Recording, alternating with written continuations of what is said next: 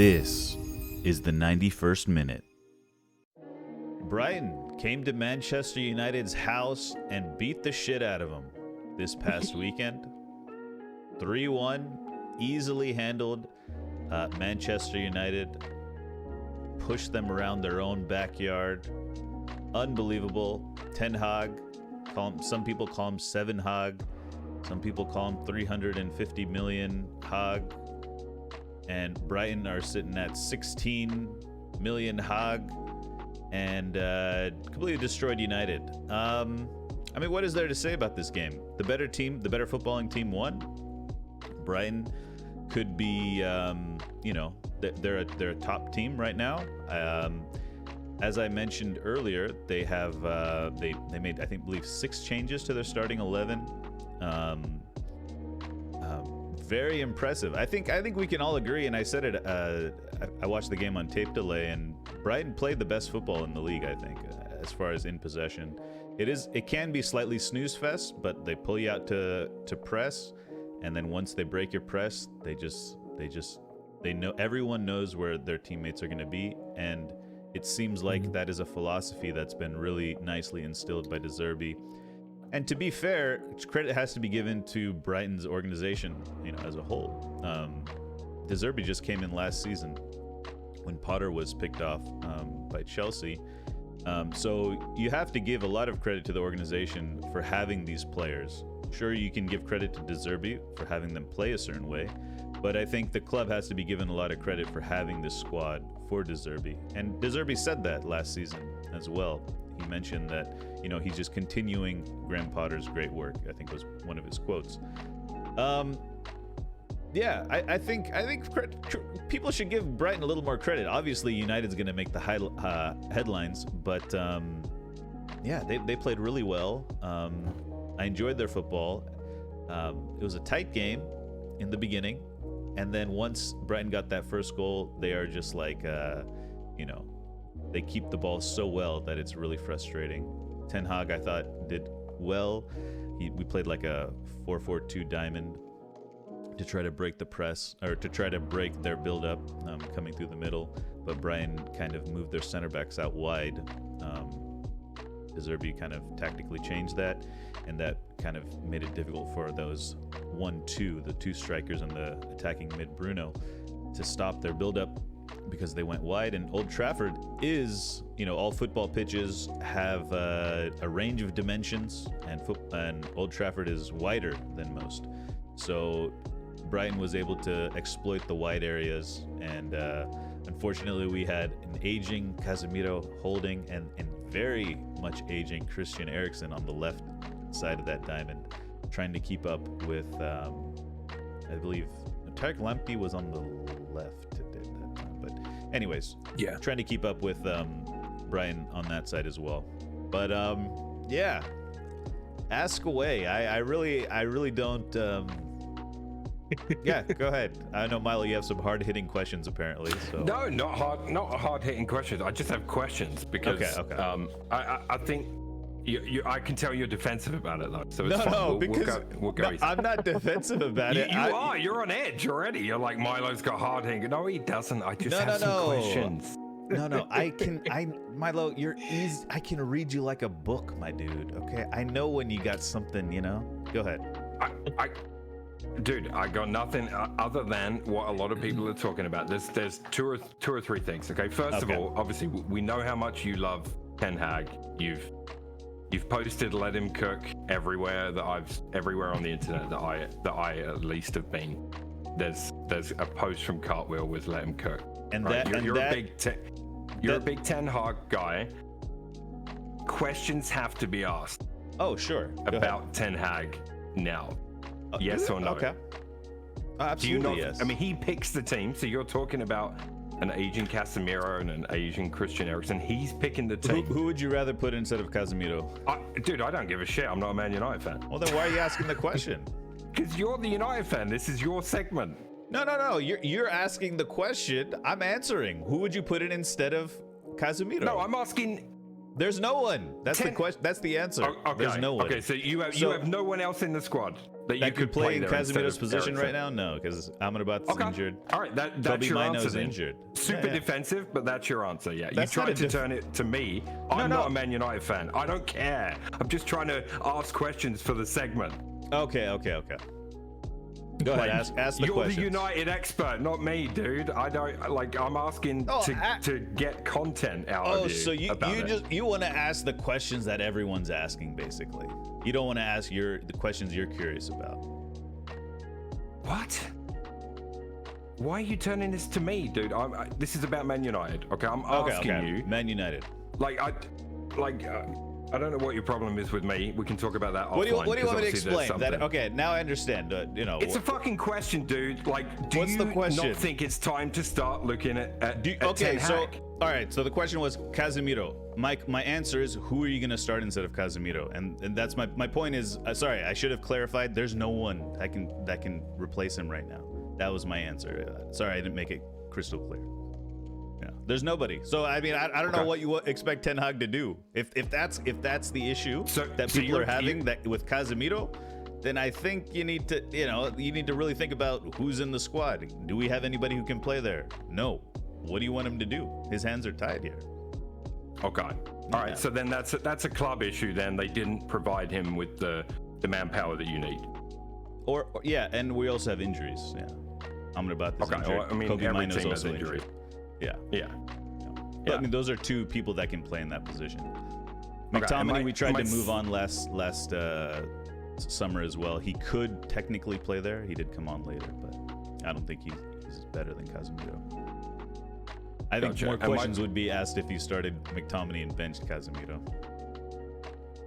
Yeah. Maybe, but if it works, if the team plays better, then you know what I mean. I mean, he's seen them in training, right? Is what my point is. He's seeing the whole squad in training, and he's choosing the starting 11.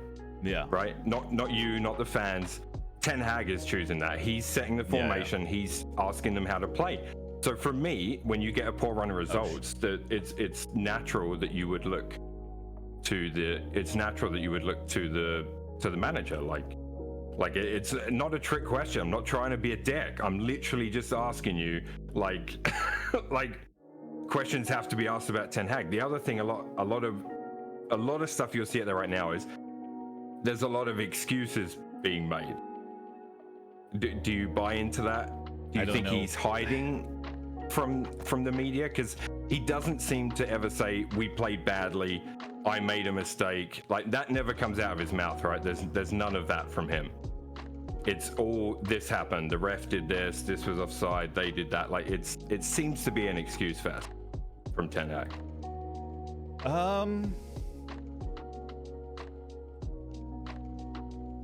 No, he's said that in the past. When we haven't played well, he says things like, we didn't play to our principles, etc., blah blah blah, stuff like that. So a lot of things are getting, being whipped up into things that aren't actually true, right? So by the media and things like that. So yeah, he criticizes the team when there's time to criticize the team. I think he knows deep down that Brighton are a better football team right now. He's gone on record talking about Brighton play a beautiful brand of football as well. I think people are overreacting. I obviously think people are overreacting. I don't think I need to convince anybody that it is an overreaction, but maybe people want to hear me defend that, or something, because we're asking questions that everybody's, you just open Twitter, type in Man United, you'll see these questions. Or not saying that they're bad questions, just if that's what we wanted. Yeah, we could talk about it. Yeah. Fire Ten Hag. Clip that. No, but yeah, I think it's fine, man. We lost to a better team. It's very simple. I don't think there's. I mean, if you want me to be critical of United, I thought Rashford. I've always been critical of Rashford. He's supposed to be our main man, and he needs to play a little better. I thought Hollywood played decent. That ball that went out of bounds, I don't know if you saw that. I did write some notes while I was watching the game. If we had goal line, or the ball chip technology like they had in the World Cup, then maybe that would have been called, in play. Remember against Japan? Unless Japan, the picture Germany. was doctored that I saw, then to me it was out. I mean, there was So you could see the grass, but I don't. In the Japan-Germany game, you could see the grass as well, but it was called in. I remember that incident, but they showed a different angle. Yeah. So the angle that I saw during the United game was, if you see the goalpost is slightly behind the white line of the end line.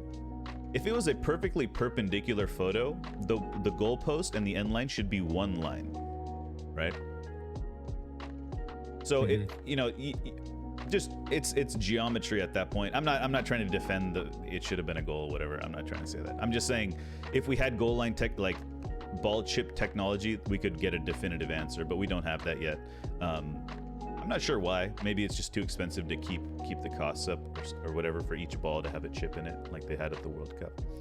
But we looked good in the beginning of the game, and then after that first goal, we couldn't handle Brighton's play. You're smiling, Milo. What's up? I don't know. I'm just reading the chat and just listening you're reading to you. Chat. Okay. Just listening to yeah, I'm reading that and just listening to you talking. Okay, I'm not reading chat. I don't play to the chat like some people. What's that called?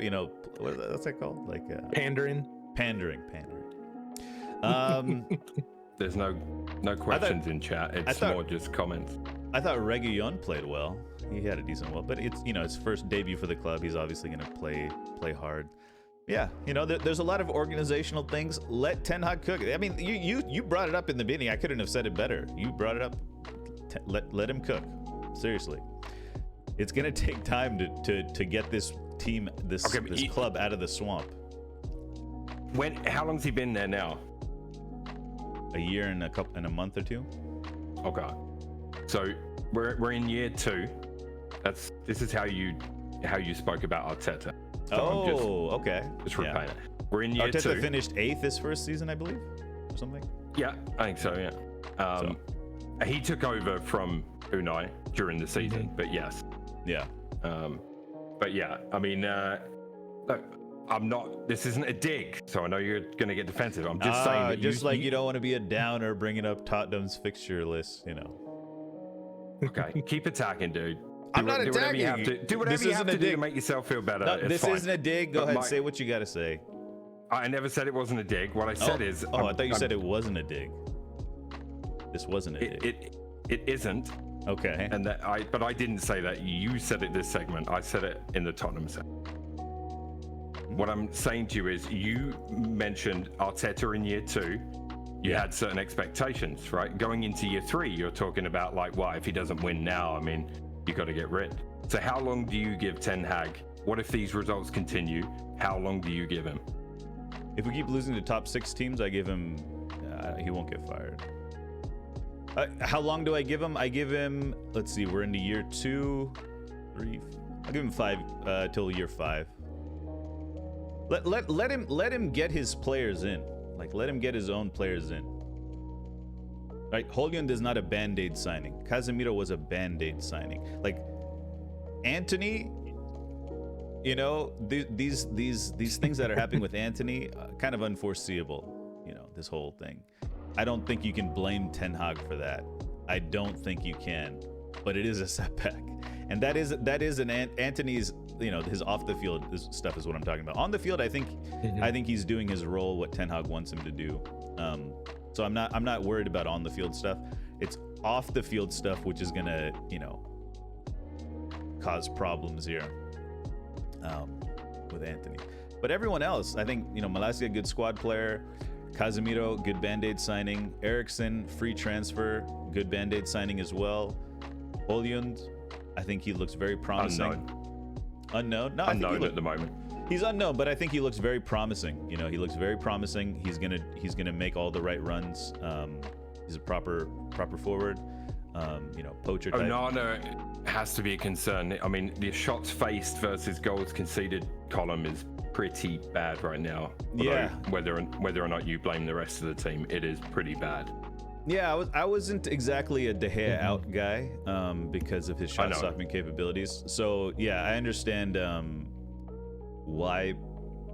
I mean, look, it was always going to happen. Like that's what I tried to explain to a lot of people that were calling for Onana, you know, because if you have 11 scrubs in front of him, he's obviously going to get some heat, you know. And if his shot stopping isn't amazing like De Gea's was, like De Gea might save one of those goals at least against Brighton. I'm not saying he will, you know, it's so hard to say, but you know, that's not Onana's thing, you know. The team is supposed to defend much better. Like we are, it's not looking good on a football level. Yeah. Look at Brighton on a football level. They look proper. They look like a proper team. Players playing, you know, a certain way. 16 million squad starting 11 cost is just insane. Insane. But yeah, Hannibal getting his goal. I thought that was good nice. Good consolation goal. He can't even get a consolation goal in peace now because people are coming at him for his celebrations. What did he? I didn't know his celebration. I thought it was a good goal. Yeah, he just celebrated like he won the game or something. But it was his first goal for the club at Old Trafford. He was excited, you know. But people are getting a lot of critics are getting mad that he celebrated while we were 3-1 down. You know. I also don't think it's out of order for people to ask questions when you lose. Like if we lose 3-1 at home to Brighton, I know you're going to be asking me questions. I just know it. You know what I mean? Like at Old Trafford, you don't expect. Like surely that has to be a problem. It's a bigger problem than just Brighton with a better team. I mean, you got turned over at Old Trafford. Do you know what I mean? Like that is an issue. Yeah, like, it doesn't feel like an issue to me. It really doesn't. Yeah, we lost to Arsenal narrowly. We lost to Tottenham. There was a handball in there that wasn't called for us, and then we lost to Brighton straight up.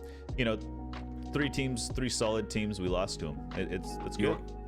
There's some things that went for you as well, like the Wolves should have had a penalty. Forest, Rashford dived. You know, there are some things. The Wolves, the Wolves one we got away with. I don't know about the Forest one, but yeah, you know, there's some tough calls there. You know, there's some tough calls, but Brighton are a good team. I think you know, I think we're taking away from Brighton here a little bit, and that's what happens when United's in the equation. I don't mean to do. I don't think anyone means to do that. I think Brighton were outstanding, and let's not pretend that De Zerbi hasn't been receiving heaps of praise for the last 18 months, because he has. Like, this is not like we've never spoken good about Brighton, because we have. All of us have. Yeah. Right. We know what they're capable of. But what's more fun is to you know, make the argument for, you know, ask questions of Ten Hag and all that stuff, which is fine. I understand that aspect as well. I think it's just natural because of how much people big Ten Hag up, right? And by people, I mean Man United fan. Yeah, do you know what I mean? I still think there's like he's not working. You know, like you said in the beginning, let him cook. Really, like, and what does that really mean? Let's break that down a little bit. That means raise the standards of the club back to where they should be, and we can talk about it. Jadon Sancho, right? His treatment of Jadon Sancho. Did he buy Sancho? I'm 100% fine with that. No. Was he a Ten Hag signing?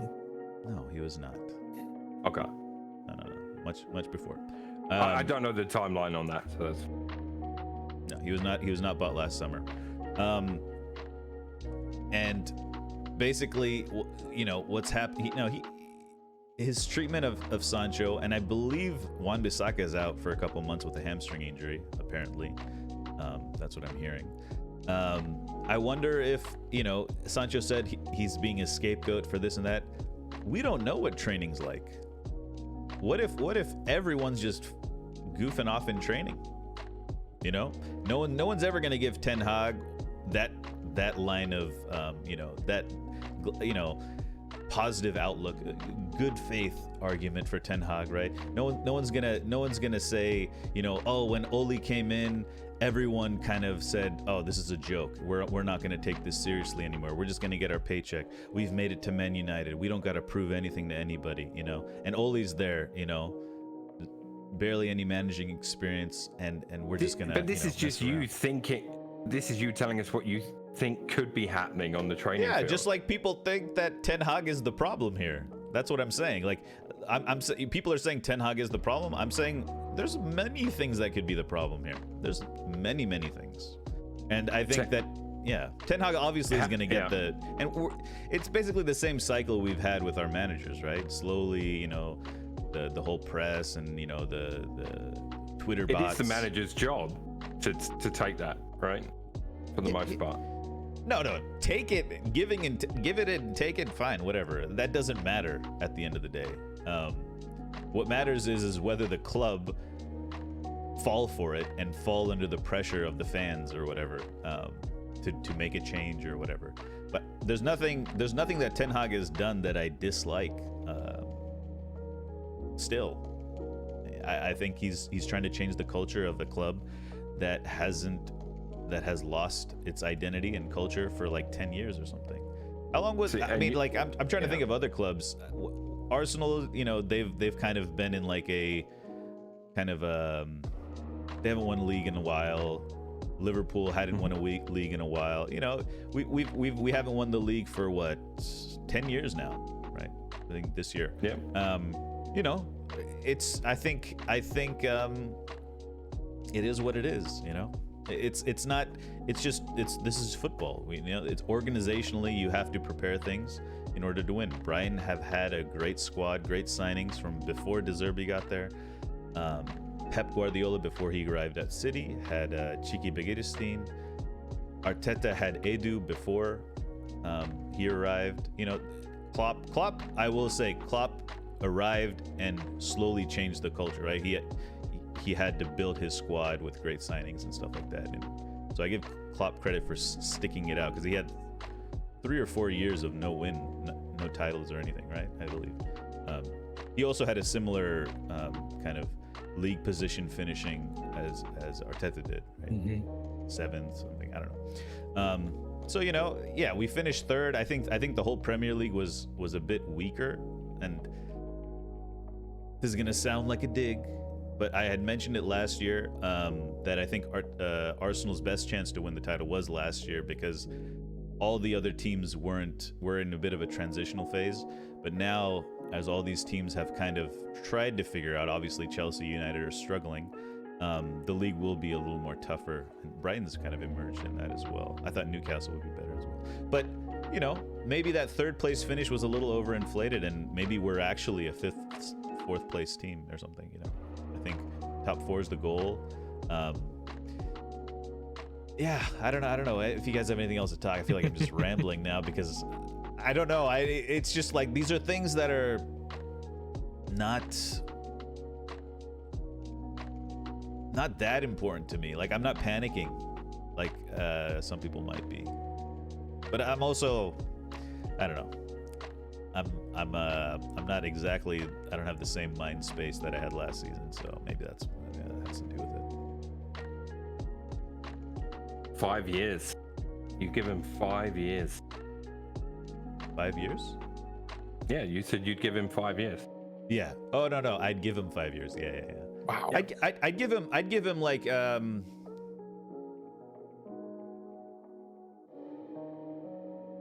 or 5 more 4 or 5 transfer windows. So yeah, about 3 more years. That would be 5 years. Yeah. I mean, if you can get in 2 to 3 quality signings each transfer window, yeah, by the 4th or 5th, we should be doing our thing. Yeah. Do you guys realize we have a lot? I mean, I know I talk about a lot of technical debt. You guys, by now you guys should know what technical debt is. we have Harry Maguire, we have Scott McTominay, we have no youngsters. The last youngster that came through was Rashford. After that, now it's Garnacho. We have no other youngsters. Like we have big organizational issues here. Who is to blame for that? You could argue the Glazers. You could argue that just bad technical decisions have been made. Though I think bringing Ten Hag in is a very good technical decision by whoever made it, and credit has to be given to the Glazers for that. But yeah, the build up to this, right? Ed Woodward, a businessman, being in charge of our signings, and obviously we've been very profitable for the last 10 years, but on a football side, we had no footballing brains. I get a lot of stick for saying Ralf Rangnick was a very important person to come to the club because he just spoke simple common sense that people in other clubs would think is so trivial, but United don't do it, So, yeah, you can make arguments about the Glazers, sure.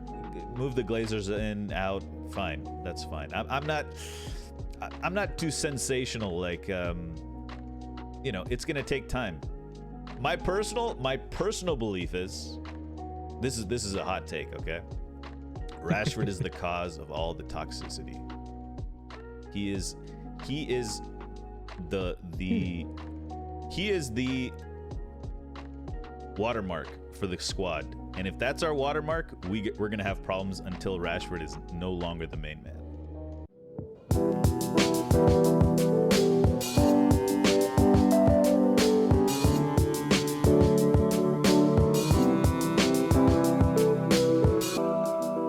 Subscribe to the 91st Minute here on YouTube and use the links in the description to follow us on all social media platforms.